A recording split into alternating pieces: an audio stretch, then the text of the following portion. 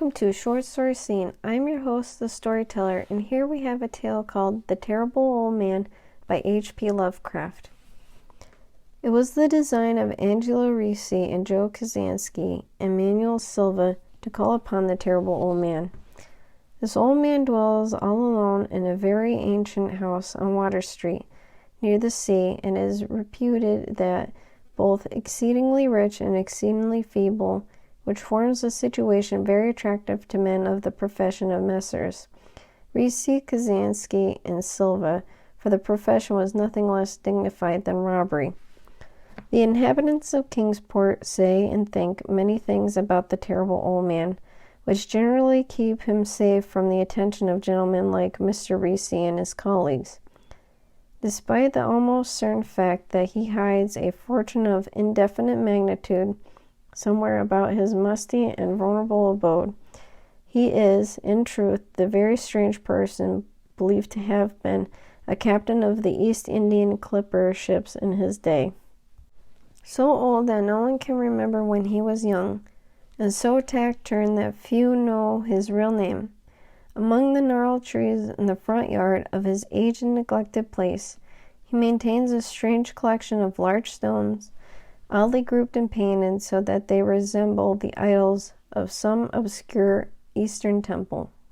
This strange collection frightens away most of the small boys who love to taunt the terrible old man about his long white hair and beard, or to break the small paned windows of his dwellings with wicked missiles. But there are other things which frighten the older and more curious folk, who sometimes steal up to the house to peer in through the dusty panes. These folks say that on the table in a bare room on the ground floor are many peculiar bottles, in each a small piece of lead suspended pendulum-wise from the string.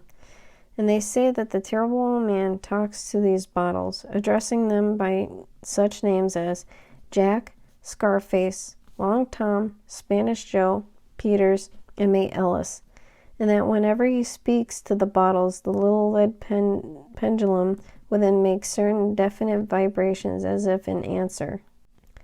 Those who have watched the tall, lean, terrible old man in these peculiar conversations do not watch him long, but Angelo Ricci and Joe Kazansky and Manuel Silva were not of Kingsport blood. They were of that new and heterogeneous alien stock which lies outside the charmed circle of New England life and traditions. And they saw in the terrible old man merely a trotting, almost helpless, gray beard who could not walk without the aid of a knotted cane, and whose thin, weak hands shook pitifully. They were really quite sorry in their way for the lonely, unpopular old fellow whom everybody shunned, and at whom all the dogs barked singularly. But business is business, and to a robber whose soul is in his profession, there is a lure and a challenge about a very old and very feeble man, who has no account at the bank, and who pays for his few necessities at the village store with Spanish gold and silver minted 2 centuries ago. Messrs. Ricci, Kazansky, and Silva selected the night of April 11th for their call. Mr. Ricci and Mr. Silva were to interview the poor old gentleman, whilst Mr. Kazansky waited for them in their presumable metallic burden with the covered motor car in the ship's street, by the gate in the tall rear wall of their host's grounds, desired to avoid needless explanations in case of unexpected police intrusions, prompted these plans for the quiet of unostentatious departure. As prearranged, the 3 adventurers started out separately in order to prevent any evil-minded suspicions afterward.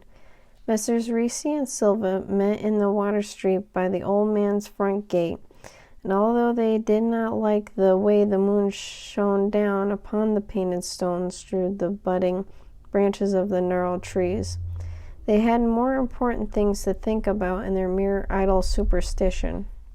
They feared it might be unpleasant work making the terrible old man loquacious concerning his harbored gold and silver, for an aged sea captains are notably stubborn and preserve. Still, he was very old and very feeble. There were 2 visitors, Messrs. Ricci and Silva, who were experienced in the art of making unwilling persons voluble, and with the screams of the weak, exceptionally vulnerable man can be easily muffled. So they moved up to the one lighted window and heard the terrible man talking childishly to his bottles with pendulums. Then they down-masked and knocked politely at the weather-stained oaken door. Waiting seemed very long to Mr. Kazansky as he fidgeted restlessly in his covered motor car by the terrible old man's back gate in Ship Street. He was more than ordinarily tender-hearted, and he did not like the hideous screams he had heard in the ancient house just after the hour appointed for the deed. He had not told his colleagues to be as gentle as possible with the pathetic old sea captain. Very nervously he watched the narrow oaken gate in the high and ivy-clad stone wall. Frequently he consulted his watch and wondered at the delay. Had the old man died before revealing where his treasure was hidden, and had through the search become necessary? Mr. Kazansky did not like to wait so long in the dark in such a place. Then he sensed a soft tread or tapping on the walk inside the gate, heard a gentle fumbling at the rusty latch, and saw a narrow, heavy door swing inward.